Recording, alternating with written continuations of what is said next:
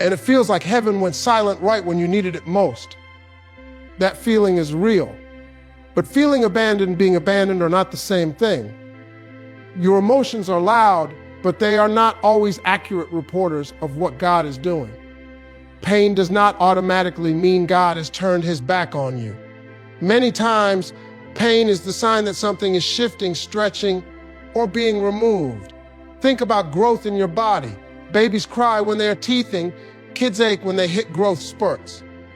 The pain didn't mean their bodies were failing, it meant they were developing. Spiritually and emotionally, it works the same way. When you are going through heartbreak, it might be that God is breaking your dependency on people who were never meant to be your foundation. When you lose a job, God might be breaking your reliance on a paycheck as your identity. When you are facing embarrassment or failure, He might be breaking your pride so you can finally learn in humility what you refuse to learn in comfort. Some habits won't leave your life until pain pushes them out. Some relationships won't end until the discomfort gets too loud to ignore. There are mindsets, small, fearful, limited ways of thinking that won't break until life shakes you so hard you are forced to ask, there has to be more than this, right? That question opens the door for God to show you a bigger version of you. You might be asking, why does it have to hurt? Because if it didn't hurt, you'd stay where you are. Most people do not change in comfort. We change in crisis, in heartbreak, in confusion. Pain gets your attention in a way blessings rarely do. It forces you to confront what you've been avoiding and face what you've been denying. So don't misread your season. Just because you are in pain doesn't mean God has walked off the job. It might mean He just clocked in. It might mean He's doing deep construction on the inside, tearing down old structures so He can build something stronger. You don't renovate a house without making a mess first. The mess doesn't mean it's ruined, it means it's being redone. If you can hold on to that perspective, this hurts, but it's working on me, not against me. You won't collapse under the weight of what you are feeling.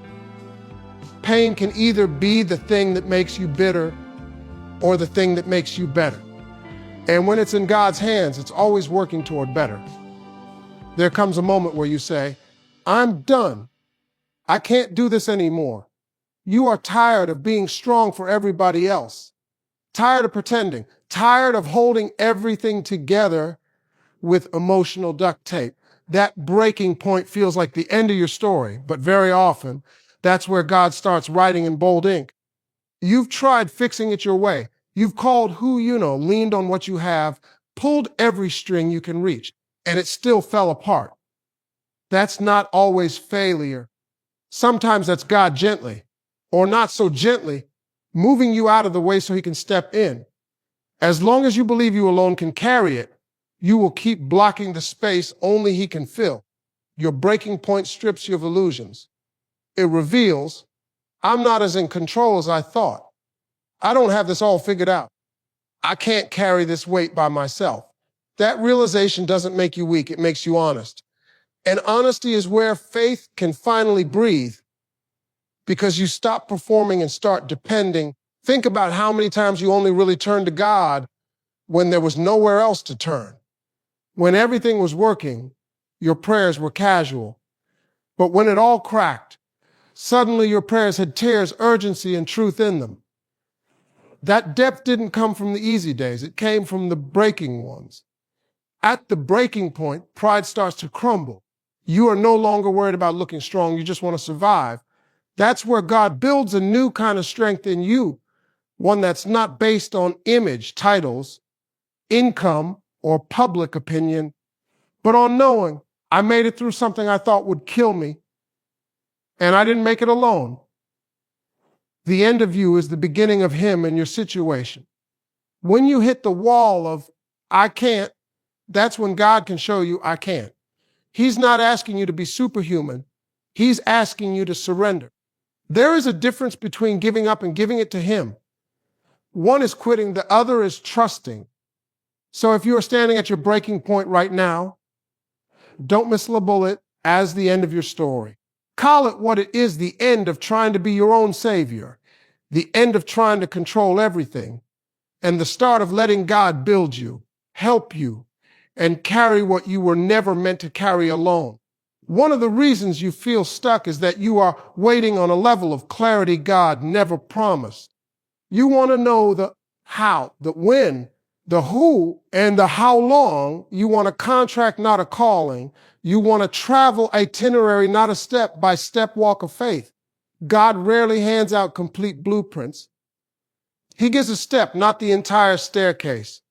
That's not because he's playing games. It's because if he showed you the whole process, you might run from it. You'd see the delays, the pruning, the detours, the betrayals, the lonely seasons, and decide, never mind, I'm good. But you'd also be running from the growth, the miracles, the doors, the favor, and the person you are going to become on the way. Sometimes the next step looks small and unimpressive. Send the application, make the apology, start the course, join the group, get the therapy, ask for help. These aren't dramatic spotlight moments. They are quiet, practical shifts. And most breakthroughs are built on boring obedience before they ever become big testimonies. While you are asking for 5-year plans, God is saying, can you just trust me with today? You are paralyzed because you don't know everything, but you were never required to know everything, just to move on to what you do know. Obedience is powerful even when you don't have all the answers. The truth is, a lot of your stress comes from trying to drag old baggage into a new step. You want to move forward, but keep everything and everyone from the last season. There are people God never told you to bring with you. There are habits he's not going to bless in the new level. The next step may include some separation, and that's why it feels so scary. Ask yourself, what is one clear thing I already know I'm supposed to do that I've been avoiding? You don't need another confirmation if you're ignoring the instructions you already have. Start there. That's your next step. Courage doesn't always roar. Often it whispers, I'll try again tomorrow. When you act on the light you have, more light shows up. As you step, the path unfolds. Life with God is often revealed in motion, not in stillness. You move, he shows. You trust, he guides. And over time, you look back and realize that those little steps of obedience, one after another, created a path you could have never designed on your own. You've had doors slam in your face that you really wanted to walk through. Opportunities that looked perfect on paper disappeared. People you wanted to keep in your life chose to leave. Plans you were sure would work blew up in your hands. It's easy in those moments to feel rejected and forgotten. But not every no is a rejection. Some no's are a rescue you don't recognize yet. You are measuring the situation by what you wanted in that moment. God is measuring it by what you need in the long run. You see the current benefit. He sees the future damage. Sometimes the door closes because on the other side of it is something that doesn't match the prayer you prayed for protection, peace, or purpose. Think back on something you were desperate for in the past that you are now grateful didn't work out. That relationship you thought was the one that would have broken you. That job you thought was your dream that would have drained your soul. That move you wanted that would have disconnected you from people and places you needed. At the time, you called it disappointment. Now you might call it deliverance. It hurts when you don't understand the why, but faith doesn't always get the luxury of immediate explanations. Faith often sounds like, I don't like this, I don't get this, but I trust that if it was truly good for me in this season, God would not have had to slam the door to keep it away. Closed doors also redirect. When a path is blocked, it forces you to look for another one.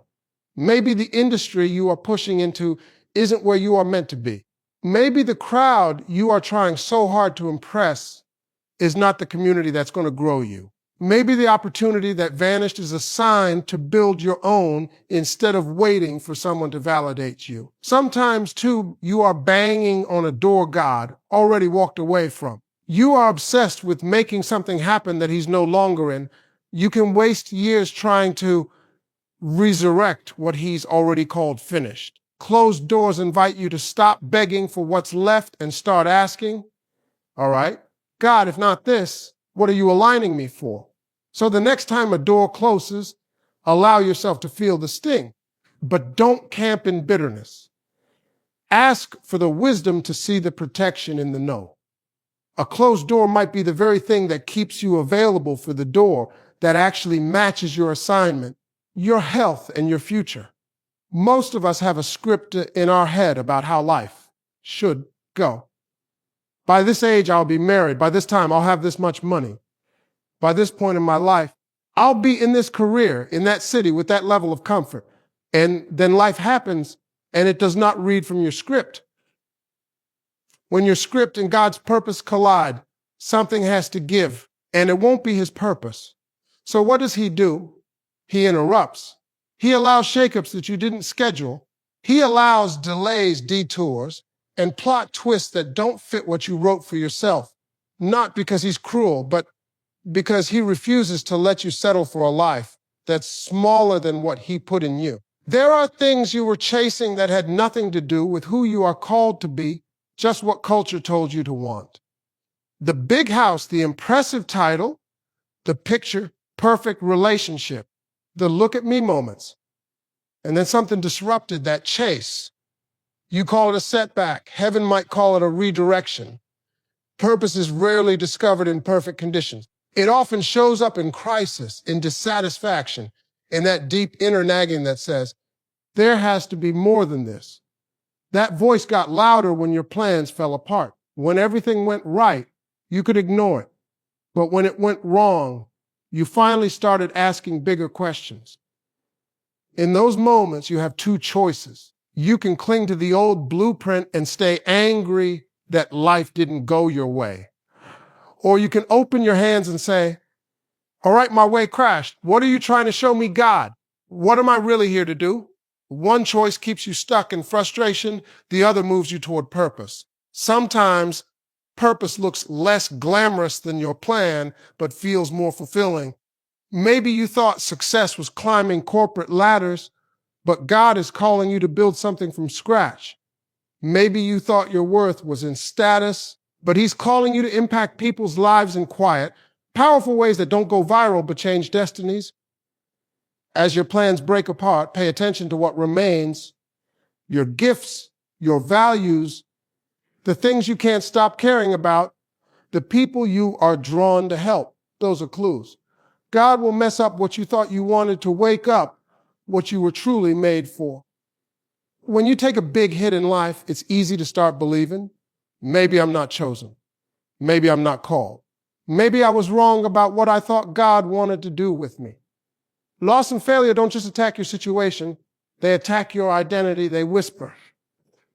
See, you were foolish to dream like that. You might have lost a job, but you didn't lose your gifting. You might have lost a relationship, but you didn't lose your capacity to love and be loved. You might have lost money, status, reputation, or comfort, but the core of who you are, the part God put his hand on, does not get canceled by a rough season. Calling is not a mood.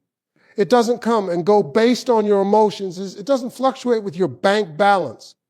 It's not something people can vote on.